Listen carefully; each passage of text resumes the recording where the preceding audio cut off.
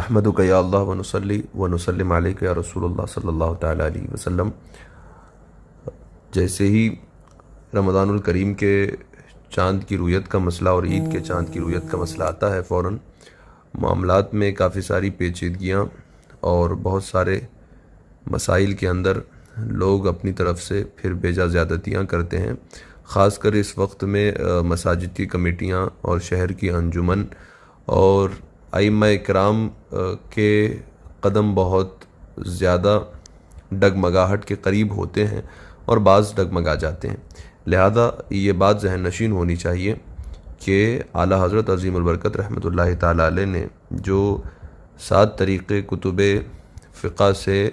اخذ کر کے بتائے ہیں رویت ہلال کے ثبوت کے لیے، جس کی تصریح ہے کہ خود رویت ہو یا دوسری جگہ کی رویت بطریق موجب ثابت ہو، اور ان طرق موجبہ کی بھی تفصیل فرماتے ہوئے اعلیٰ حضرت نے خود کہا کہ وہ شہادت ہو یا تو شہادت علی الشہادہ ہو یا شہادت علی الحکم ہو یا استفاضہ مع التحقیق ہو، محض حکایتیں نہ ہوں، مجرد حکایتیں اس معاملے میں کہ وہ ایسا کہا، وہاں سے یہ بات آئی، یہ ایسا ہوا، یہ ساری چیزیں مقبول نہیں ہوتی ہیں۔ لہذا ایسے وقت میں اس بات کا خیال رکھنا کہ کسی شرعی طریقے سے ہی رویت ہلال ثابت ہو اور اس کے بعد ہی تمام معاملات عبادت کے آغاز پائیں۔ اب اس میں جو لوگ بد مذہبوں کے حوالے پیش کرتے ہیں کہ فلاں جگہ کا اعلان ہو گیا، فلاں صاحب نے کہہ دیا، فلاں گروہ والوں نے، دیوبندی ہو یا دوسرے مکاتب فکر کے لوگوں کے لیٹر پیڈ جاری ہو گئے، وہ ہو گیا، یہ ہو گیا، تو ہم تو اس بات کا کھلے طور پر اعلان کرتے ہیں کہ دیوبندیوں کی کسی طور پر جو ہے ہم اتباع یا کسی طور پر بھی ان کے معاملات کو اپنے معاملات کے برابر نہیں رکھتے ہیں، وہ بالکل جدا ہیں، ان کا فتویٰ باطل محض ہے اور ان کے اعلانات کالعدم ہے، اس کا کوئی اعتبار نہیں ہے۔ لہٰذا ان تمام چیزوں پر کان نہ دھریں جب تک کہ ثبوت شرعی آ نہ جائے اور اس کے بعد اعلان ذمہ دار علماء کے ذریعے سے، قاضیان شرع کے ذریعے سے نہ ہو جائے، تب تک عوام کو چاہیے کہ وہ صبر و تحمل سے کام لیں، اور ایسے وقت میں ائمہ اکرام پر جو عامل بالشرع ہونے کی پابندی کرنا چاہتے ہیں ان پر فورس نہ ڈالیں کہ وہ بغیر ثبوت شرعی کے نماز پڑھا دیں، یہ کرا دیں، وہ کرا دیں، اس وجہ سے کہ یہ بڑا حساس مسئلہ ہوتا ہے۔ رسول پاک علیہ الصلاۃ والسلام نے حدیث میں بصراحت یہ بات فرمائی، سوموا لرؤیتہ وافطروا لرؤیتہ فإن غم علیکم فاکملوا العدۃ 30۔ میرے آقا فرماتے ہیں کہ رویت یعنی جب چاند کی ہو جائے تو اس کے بعد آپ روزہ رکھنا شروع کریں، اور جب چاند دکھے تو اس کے بعد ہی افطار کریں، یعنی روزہ چھوڑ دیں۔ تو اسی پر، اس قاعدے پر عمل کرنا لازم ہے، یہ تو صریح حدیث پاک سے ثابت ہے، رسول پاک کی زبان سے مسرہ ہے۔ اور اگر کسی صورت چاند نہ دکھے اور شہادت شرعی موصول نہ ہو تو پھر اس کے بارے میں بھی وضاحت موجود ہے کہ 30 مکمل کر کے آپ جو ہے اس عدت کو، اس تعداد کو مکمل کر کے پھر اگلے دن سے آپ رمضان کا روزہ شمار کر سکتے ہیں۔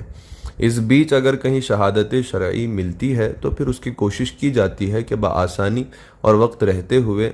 اگر یہ شہادت ہم تک پہنچ سکتی ہو تو اس کے لیے پوری کوشش کی جائے کہ وہ شہادت حاصل کر لیں۔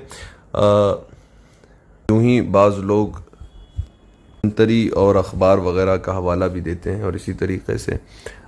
کیلنڈر پر لکھی ہوئی تاریخیں جس میں پہلے سے ہی عید کی تاریخ اور رمضان الکریم کے چاند کی تاریخ یا دیگر ساری تاریخیں متعین کر کے لکھ دی گئی ہوتی ہیں، بعض احباب اس کا حوالہ بھی دے کر کہتے ہیں۔ تو اعلیٰ حضرت رحمۃ اللہ تعالیٰ علیہ نے 10ویں جلد کے اندر فتاوی رضویہ شریف کی وہ بات مسرہ فرمائی ہے کہ جنتری اور اس کا حساب کتاب اصلاً کوئی شے نہیں ہے، اور جہاں تک بات رہی یہ تاریخوں کی، تو یہ تاریخیں جس کو اخبار میں یا کیلنڈروں میں متعین کیا گیا ہے اس کی حیثیت ہی کچھ نہیں ہے۔ یہ چیزیں جو ہے نہ تو شہادت خود ہیں، نہ شہادت علی الشہادہ ہے، اور نہ ہی شہادت علی الحکم ہے، یہ کسی زمرے میں نہیں آتی، یہ محض اخبار اور خط کے طور پر ہیں، اور خط کے ذریعے سے جس کے بارے میں جزیہ مسلم ہے کہ الخط لا يعمل بھی، کہ محض خط کی وجہ سے جو ہے وہ اس پر عمل نہیں کیا جائے گا۔ لہذا ایسے وقت کے اندر اپنے آپ کو پابندی شرع میں رکھیں، اور جب تک کوئی مسرہ معاملہ صاف سیدھا ستھرا عین مطابق شرع واضح نہ ہو جائے تب تک کوشش کریں۔ اور اس درمیان جو ہے تراویح میں جلدی کرنے کی کوئی ضرورت نہیں ہے۔ جو لوگ بغیر شہادت شرعی کے تراویح ہی پڑھنا شروع کر دیتے ہیں، تو اعلیٰ حضرت رحمۃ اللہ تعالیٰ علیہ سے یہ مسئلہ بھی جب پوچھا گیا تو آپ نے فرمایا کہ جب کوئی شہادت کے ذریعے سے، ثبوت شرعی کے ذریعے سے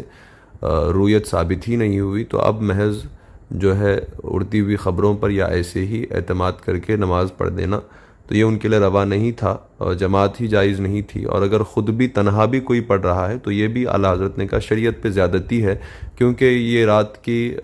قیام 20 رکعات کے ساتھ یہ تو اللہ تبارک و تعالیٰ کی مقدس دین اور شرع محمدی میں رمضان کے ساتھ خاص تھا۔ لہذا سمجھنے کی کوشش کریں۔ اللہ تبارک و تعالیٰ ہم تمام کو عمل کی توفیق عطا فرمائے۔